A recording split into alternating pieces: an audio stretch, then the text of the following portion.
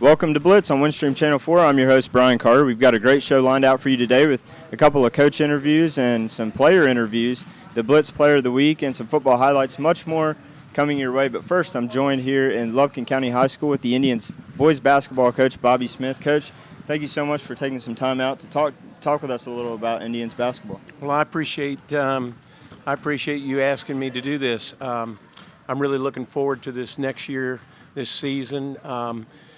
We lost some seniors from last year, but we are in the building process, and we feel like that this next year is could be another step in that process, and we're just really excited about getting this year going. Yeah, no, you got to be excited. November 23rd, you kick off the season in the White County Tip-Off Tournament. Talk a little about that.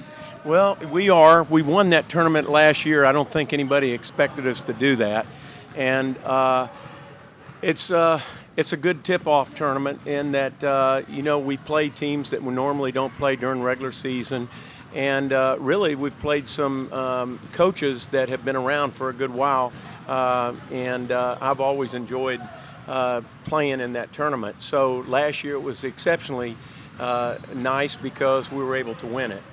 Now, Coach, you don't waste any time jumping into the region games after that tip-off tournament. You got West Hall, West Forsyth, and Creekview. Now, a lot of times in regions, a lot of teams in Region 7 AAA tend to play a handful of games before against non-region opponents. Do you think your team is hindered in any way by jumping straight into 7 AAA competition?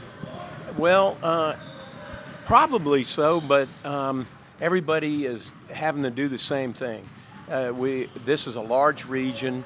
We have to get started early, and so really everybody is having to do the same thing. I just feel like that, we just got to come out early and play as hard as we can, and I think as the year goes on, the offense and the defense will be a little bit better. Usually the case is that your offense has to catch up with your defense at the beginning of the year because your intensity level a lot of times is a little higher, and your execution is down a little bit, and your shooting sometimes is down a little bit. So I don't know, but it's gonna confront us anyway, and so we just got to be ready and just go with it. Now, you had a very respectable campaign last year. You guys went 13-11. You went 8-4 in your sub-region, finished second behind North Hall. Unfortunately, you lost a few big seniors from that team a year ago. Losing those 3 seniors, how does that affect your team this year in repeating its success? We are going to miss the seniors that we had last year. We had Sean Chapman in the center. He was about 6'5" to 6'6".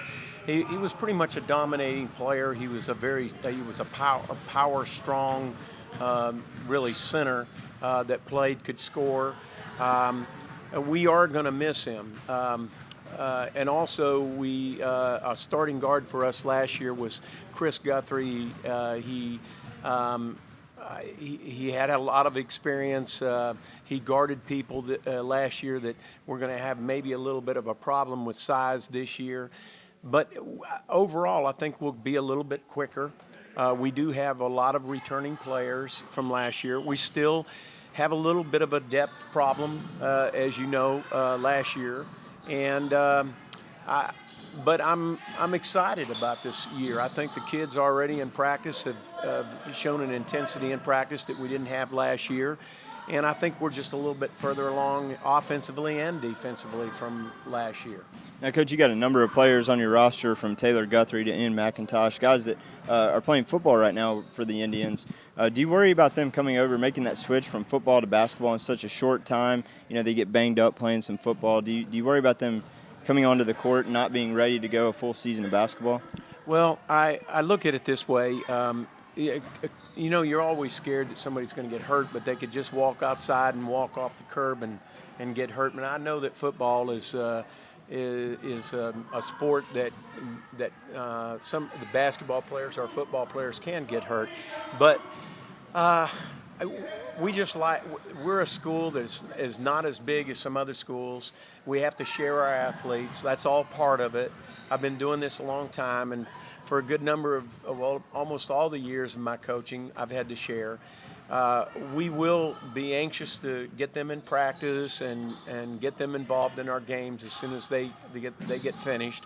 But I really do hope that our football team does as well as they can with them, and whenever we get them, that's when we'll bring them in and start them into practice. Now, looking back at last year's season, there's that one game that really just sticks out, and that's that 71-70 win you had over Chestatee, 5 overtimes. That must have been an amazing game to coach. Well, it was. You look back on that, and yeah, a lot of times as a coach, you don't know. I mean, that just kind of happens that we had the 5 overtimes, but we stalled for the last second shot in each one of those quarters. Again, we didn't feel like we had a lot of people that we could sub in, and so we had 5 to 6 really good players that we played most of the year, and we just felt like with Sean we could get the tip, and then we could just work the ball until we got it down to the last few seconds of the game and then take it. And we felt like that if we did it enough times, maybe we could win it, and we came out on top. So I don't know if I'd come out on top again, but on that night, that worked out real well for us, and we won an exciting game. Now, you talk about excitement. 7 AAA, a very tough, competitive region to be in for any team, and thankfully it's split into 2 sub-regions, makes it just a bit easier, I guess, for some teams. Who are the teams in your sub-region that you're looking at to be the top contenders this year? Well, on the other side, on our side, I think North Hall again. They'll have a little more. I don't know. I think they'll have as much skill as they had last year. They'll have more experience. And so I see them as being one of the teams as well. You never know how teams will emerge. All of them have some skill, and I don't know what will happen on our side. I think it could be a pretty close race. On the other side, you're always looking at the Hall County schools, and particularly with West Hall and Gainesville and Flowery Branch and East Hall. And last year we were able to be competitive with several of those teams. We took them right down to in the last minute. I would like to think that we're going to be able to do that again this year. That, a lot of people would think that, since we haven't competed like that at this school in a long time, that, maybe that was just something that just happens rarely. But I would like to think that our players are capable of playing like that. And this year, we would like to upset some of those teams. So that would be our goal this year. All right, well, Coach, thank you again for being with us on Blitz today, and we look forward to seeing the Indians play deep into February and hopefully into March as well. Well, thank you very much for having me, and I just challenge all of you to come out and watch us play. I think our team this year will be exciting, and I think we'll be able to play more players than we played last year, and hopefully it'll be a good year for us. Thanks, Coach. We're not leaving just yet. When we come back, we're going to have a few moments with Indians seniors Austin Tolbert and E.J. Young.